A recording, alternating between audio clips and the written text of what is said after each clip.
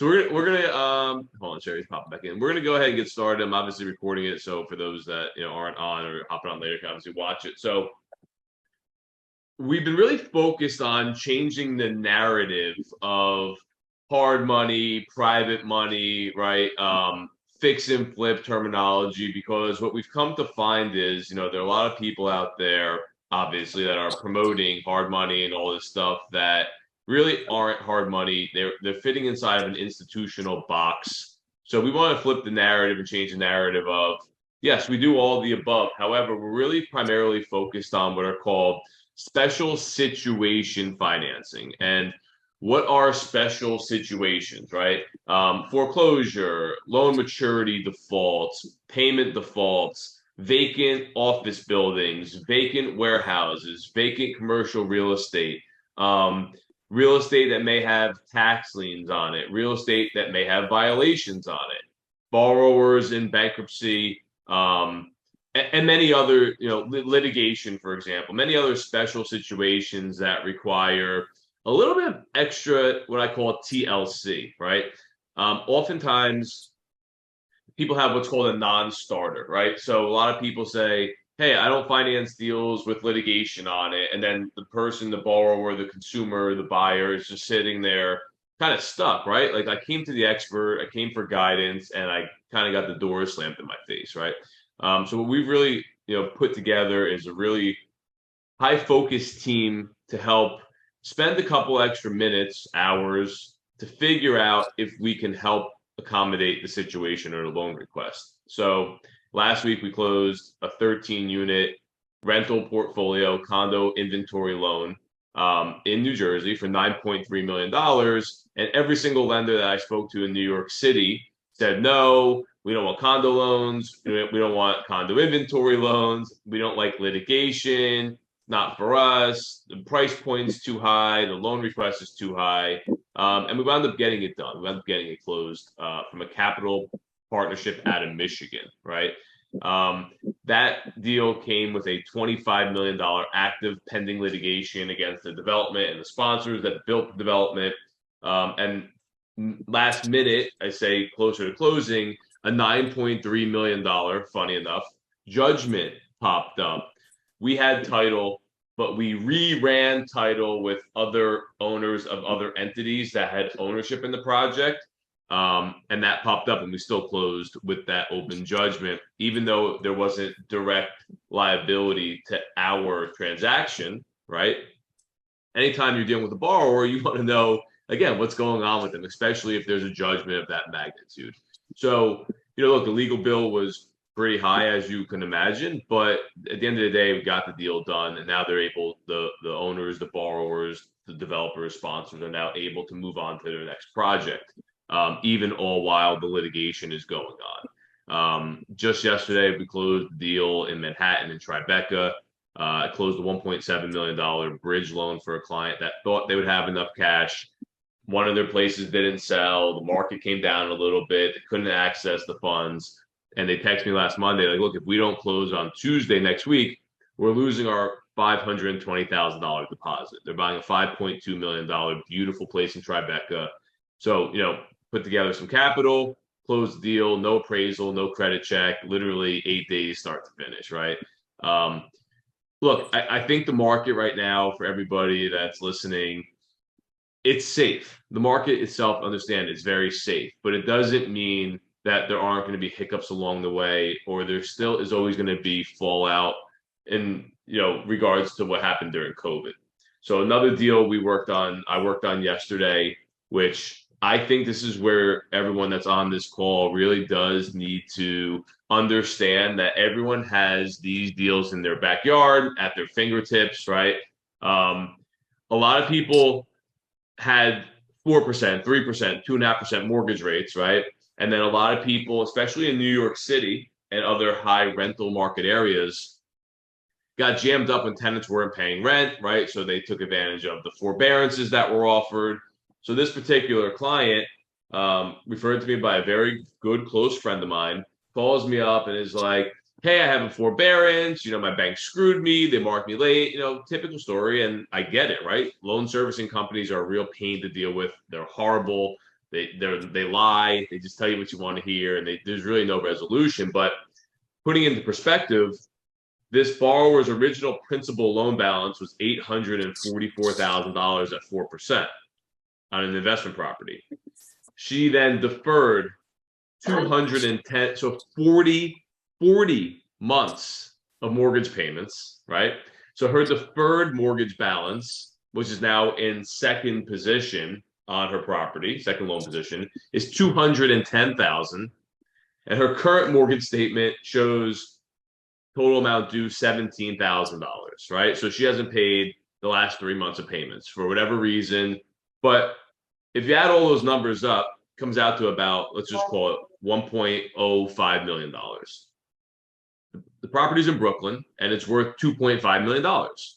So, many people look at this, they're like, oh, you're in default. Oh, you have a forbearance. Oh, you have a deferred balance. Oh, you have a negative escrow balance. And they're like, sorry, I can't help you. Sorry, I can't help you. Sorry, I can't help you. And look, your average person, anybody, probably isn't catching up on that, which is just what I call a ticking time bomb. So I went to one of my private capital sources down in South Florida, who specializes in creative alternative debt. They have more money than God. And I put together a second lien, so a second mortgage position for the client, where we're paying off the deferred balance of $210,000. We're bringing their escrow balance of negative $23,000 current, and we're paying the past due amount, which again, if they miss one more payment, they're going to be in foreclosure, right?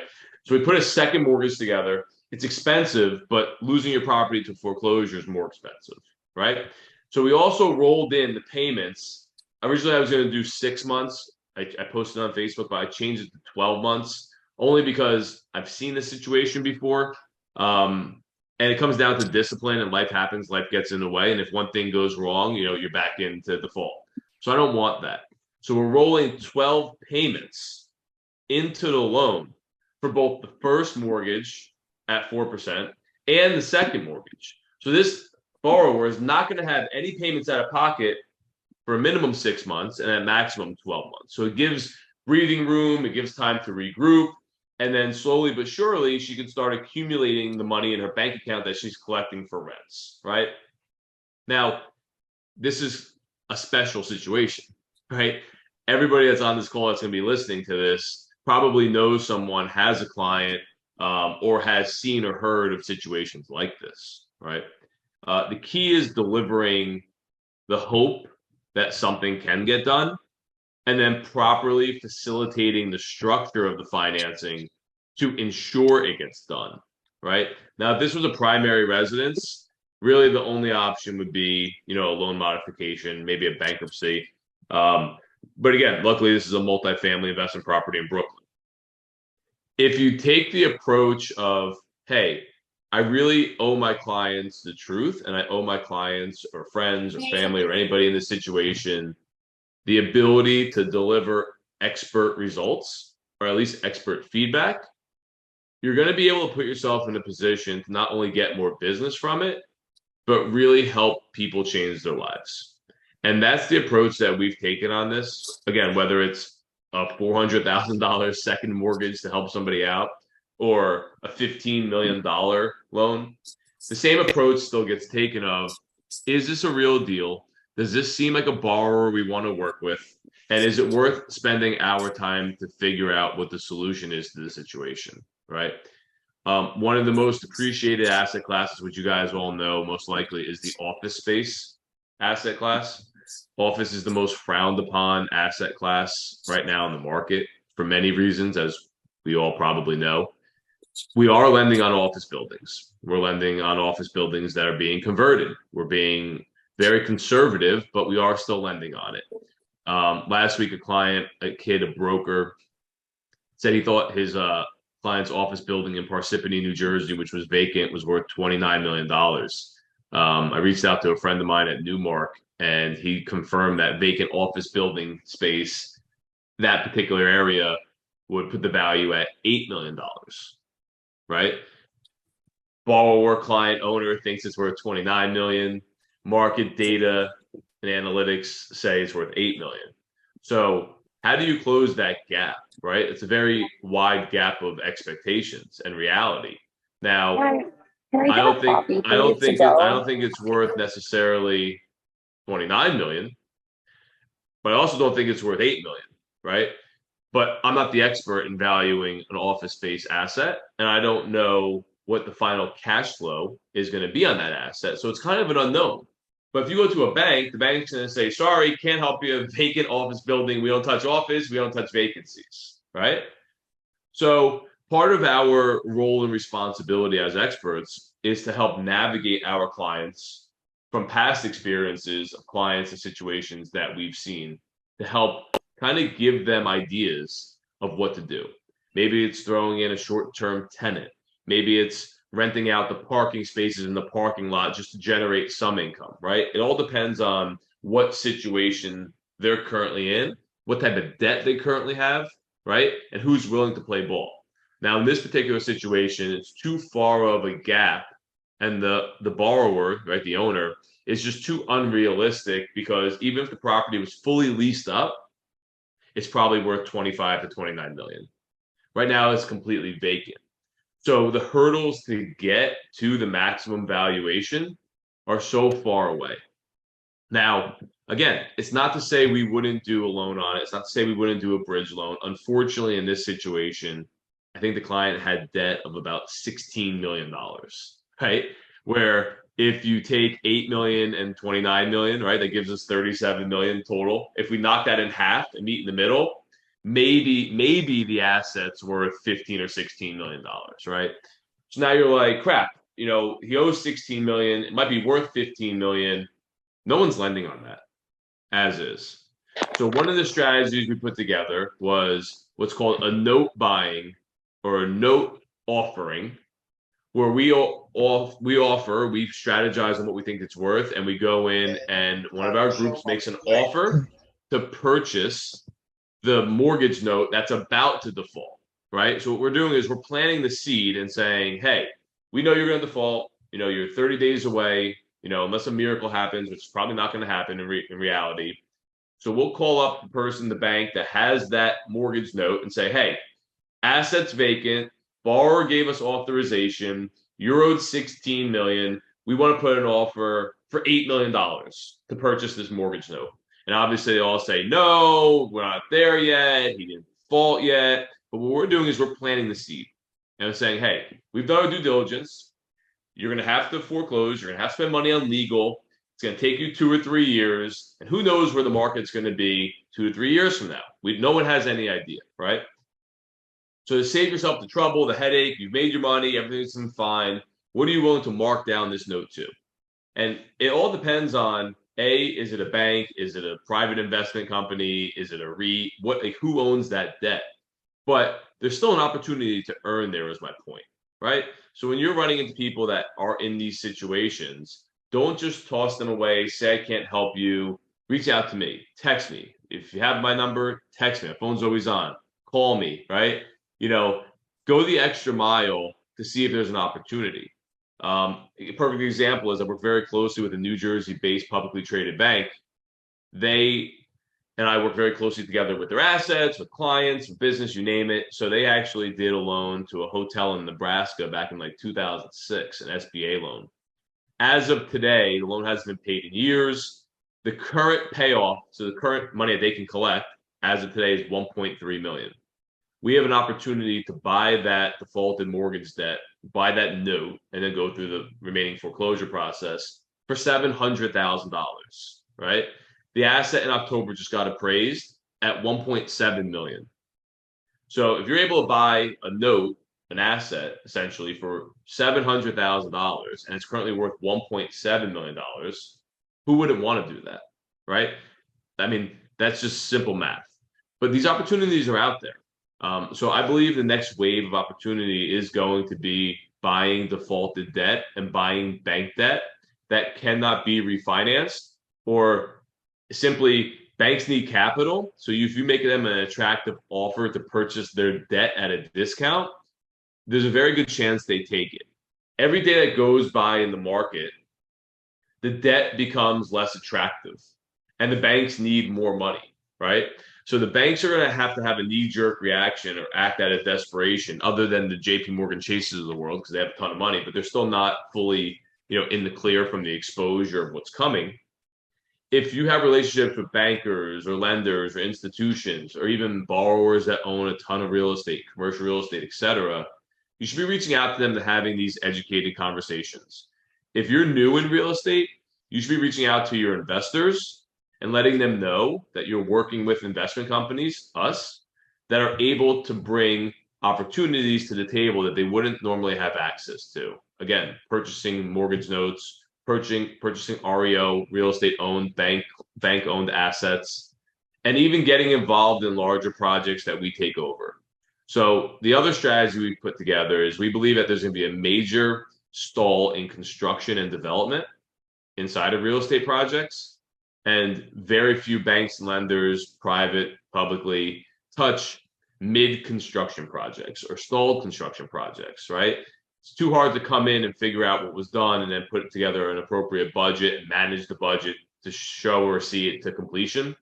So we put capital together to focus on these special situations to help developers get their stalled project or delayed project for whatever reason to the finish line, as long as obviously the numbers and the economics check out and our capital is properly secured.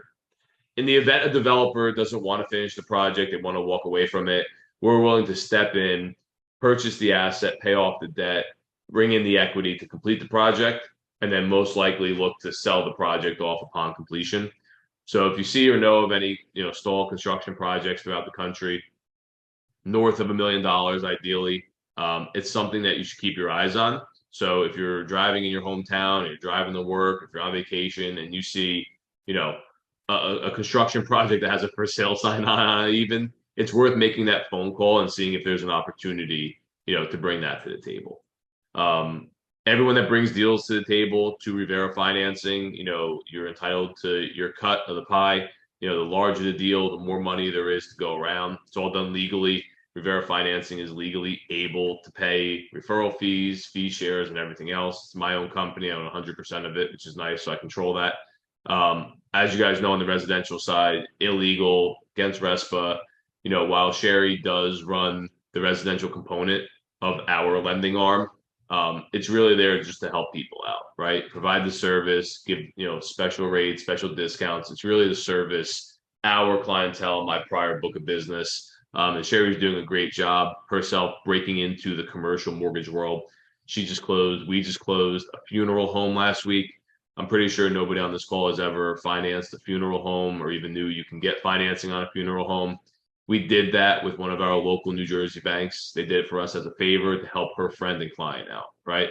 So I believe we're financing assets that not many other people know how to finance, have experience of financing, or are able to finance, right? So if you ever find yourself in that situation, where you have somebody that whether it's a restaurant, a mixed use building, land, don't pass that up, right? Because I always say, while it's very easy to ruin your career and reputation, oppositely, all you need to do is close one deal that no one else has ever closed or that's ever been seen in your market before. And that's how you build your career, off of that one deal. And I think the root of this business right now is getting back, putting earnings aside, putting money aside, of really going out there and being a good person and helping people, whether it's advice, whether it's just being there to listen, or solving their problem. There are very complex real estate and real estate financing issues and complexities that will be coming and already here. And if you're at the forefront of that, or if you have a resource to help somebody out of that complex situation, you're probably going to have a friend and a client for life. So that's all I have for everybody today. We will be giving out more information on this. Obviously, we'll be live next Wednesday as well.